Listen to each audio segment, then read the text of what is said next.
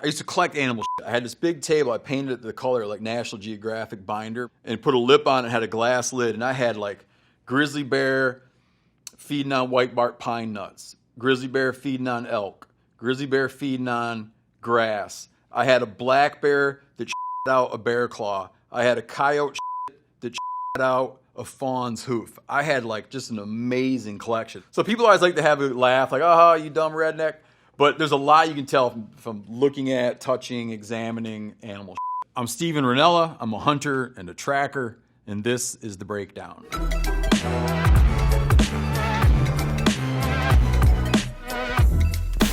This is the last of the Mohicans.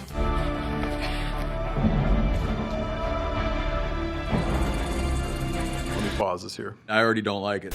Tracking is like following an animal's trail. Unless you're in brand spickety new fresh snow, it is a painstakingly slow process. And I'll often see in movies, you have people like these fellers here hauling through the woods, tracking something. It never happens.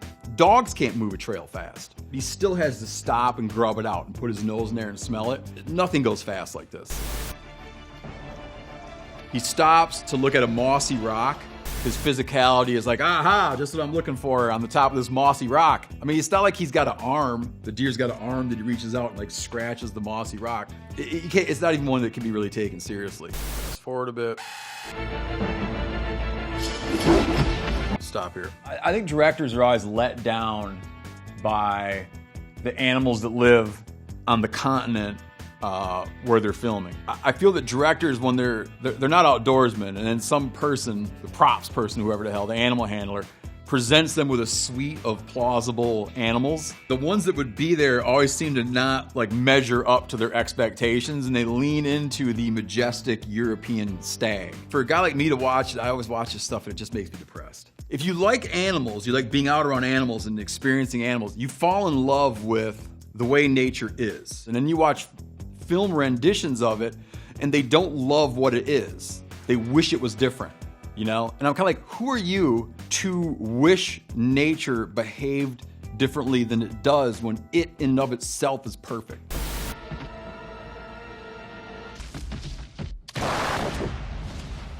From a marksmanship standpoint, if something's running, you need to have follow through. Same thing like shooting skeet or trap with a shotgun. The key is the object's moving. You need to, as we'll say, like you need to paint it out of the sky. The unforgiving sin is he does his leap, but then goes, deer's gone, man. You can't, it's like, you gotta go, poof, and have follow through. So yeah, then he's just totally chill. He stops, totally chill, and rolls it like ass over tea kettle. Bam! No shot placement would get you that. Not long ago, we were having this conversation. I proposed to a friend, I'm like, why don't they bring in an expert? Like bring in a guy who would be like, no, you know, it'd be more like this.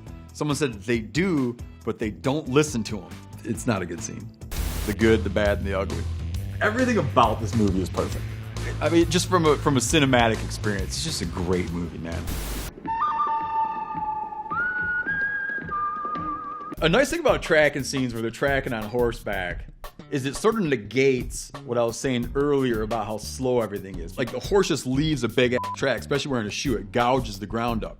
But when you're looking at animal sign or any kind of trails or tracks on the ground, there's a tremendous amount of noise going on. There are all these organisms, okay, that are in this area. If you're on a trail, there's a lot of things using the trail. So when I say noises, that animal's tracks get lost in the noise of other tracks. There's just tons of noise out there. So if he's hauling ass, you sort of have to give him the room to be that there's not a lot of noise. There hasn't been a lot of other horsemen around in the area. In a low traffic area, I'll give him the benefit of the doubt. What is cool, this legit, he's testing the freshness of the trail by seeing about the warmth of the embers on the fire, which is totally fair.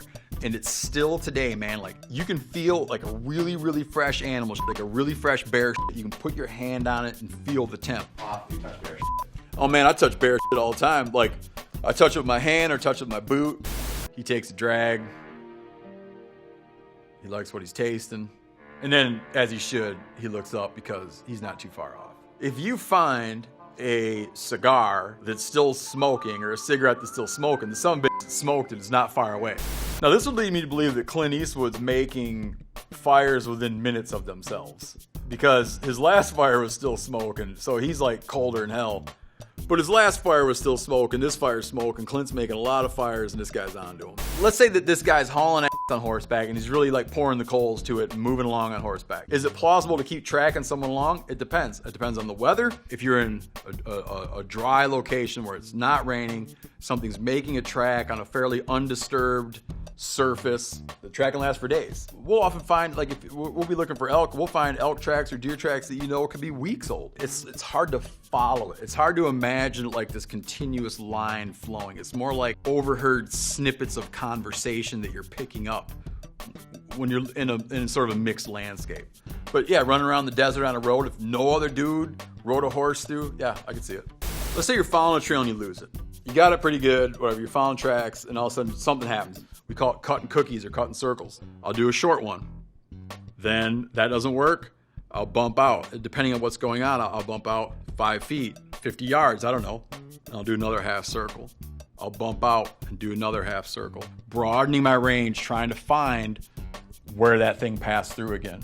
Go to a great location where it's for sure gonna leave a trail, or just start looping, like scent dogging, just looking around. Wedding crashers. It's like, why do I have to be in camouflage so the big bad quill doesn't see me? Stop here. Yeah, they stole this from Elmer Fudd. You're doing a thing like, hunters are so stupid. Elmer Fudd's so funny. They give him like an ear flap hat.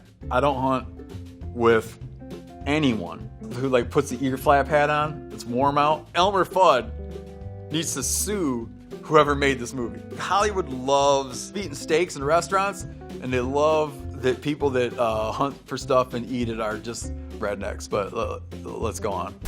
If I was Vince Vaughn, I'd have that shotgun up that guy's ass by now. Oh no, there he goes. He brushes it away. Okay, he's getting the vibe. It's not desirable.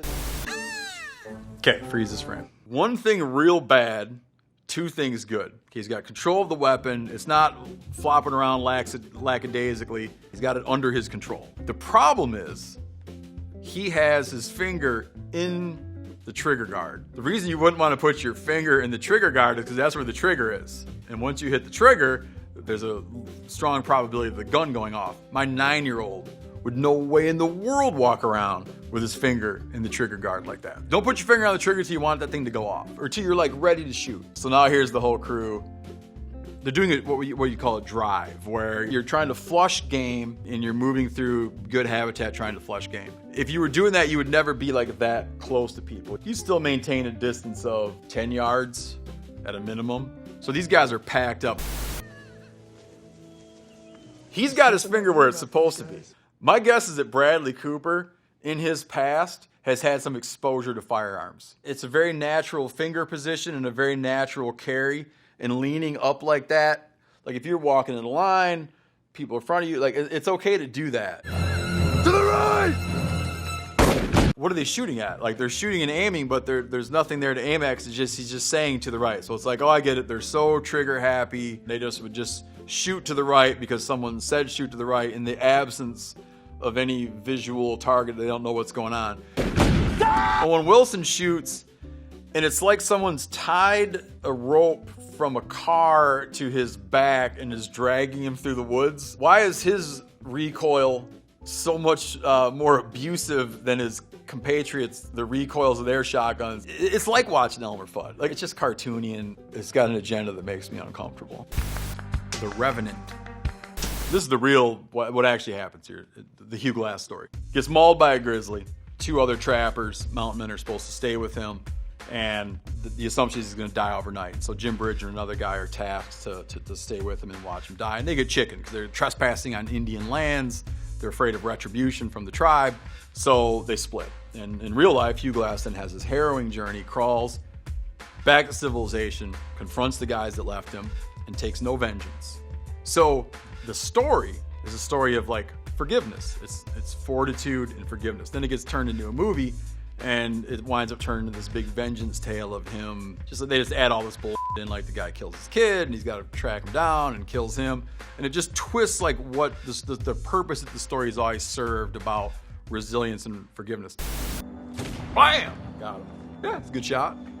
He's got an otter hat, I see, which I'm jealous of. Costumes are good. I mean, I haven't done a lot of fighting in the early 1800s, but this all seems good. Here, let me jump ahead. See, here he's got an advantage in that they're tracking in fresh snow. It is going to be extremely difficult to lose that trail, and you'd be able to run that trail as fast as you could run. So here, if he's going to like haul down this one, yeah, man, he's got a great little bit of trail following ahead of him.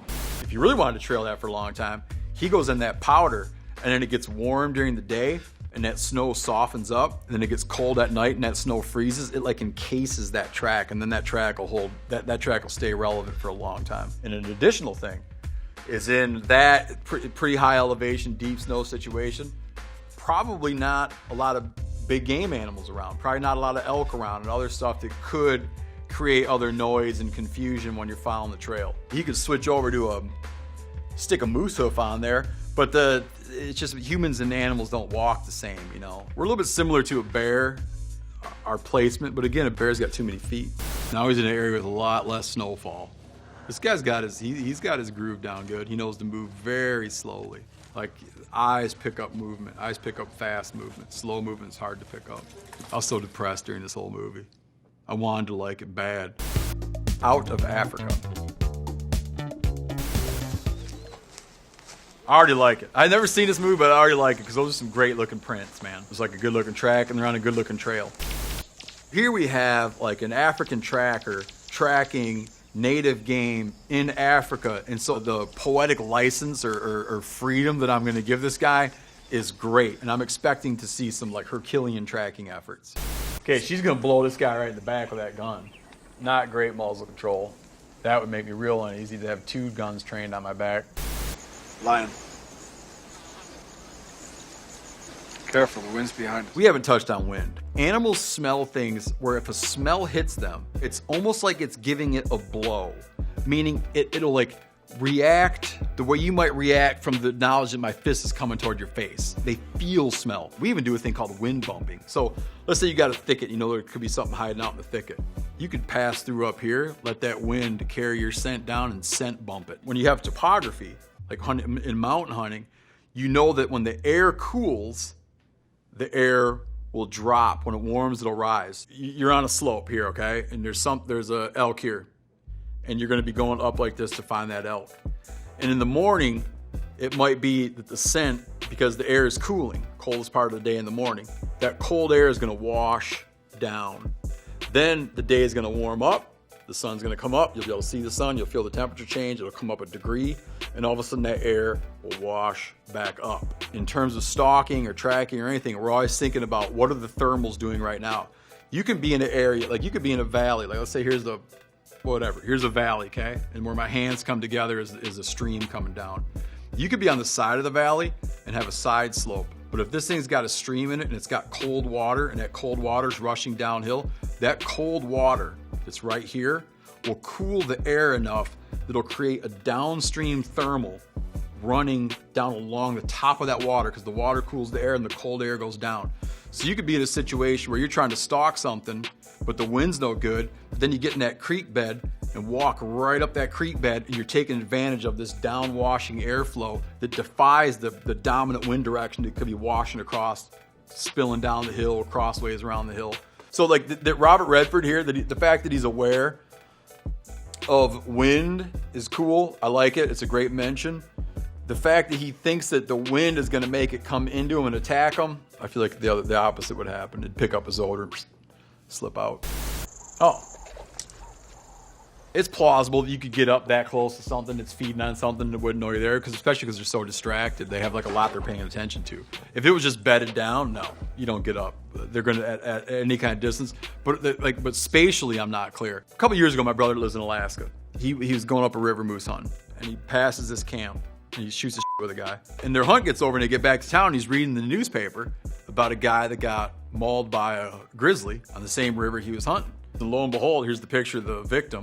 The victim is the dude that he was just talking to, that he'd been talking to on his way up the river. What happened to that guy is that guy had stumbled into the carcass of a different moose hunter, and a bear had claimed the carcass. He stumbles into it. The bear gets pissed and mauls him. Grizzly bears or brown bears will attack things because the thing scared them. If something comes up, it startles you, or it thinks the animal thinks you're going to take its food, or it thinks you're going to hurt its cub. It just wham wants to neutralize the threat. Like, that's how most people get attacked by grizzly bears. If I was going through the woods and I all of a sudden am face to face with a large predator, one, I want to seem very unprey-like.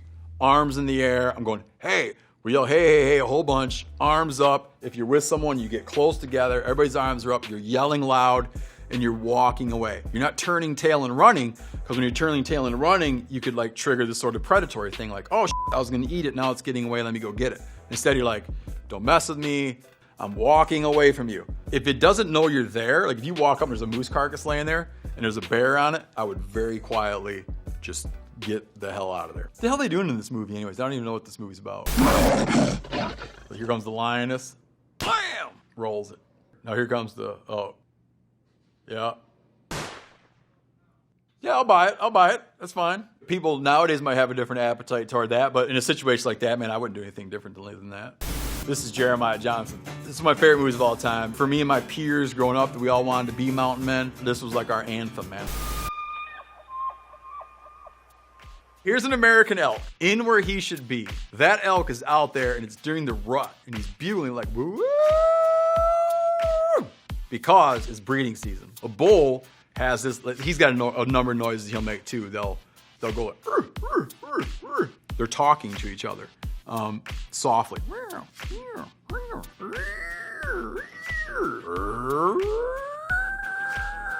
But they also just sit out there going like, when you're out in the mountains and the bugle's too perfect, you're like, that's probably a dude. The elk call that gives you the greatest range of possibilities is a thing called the diaphragm call. It's a little piece of latex that goes into your mouth. You take your tongue and force it against the roof of your mouth so you're closing off all air passage and you exhale from the diaphragm.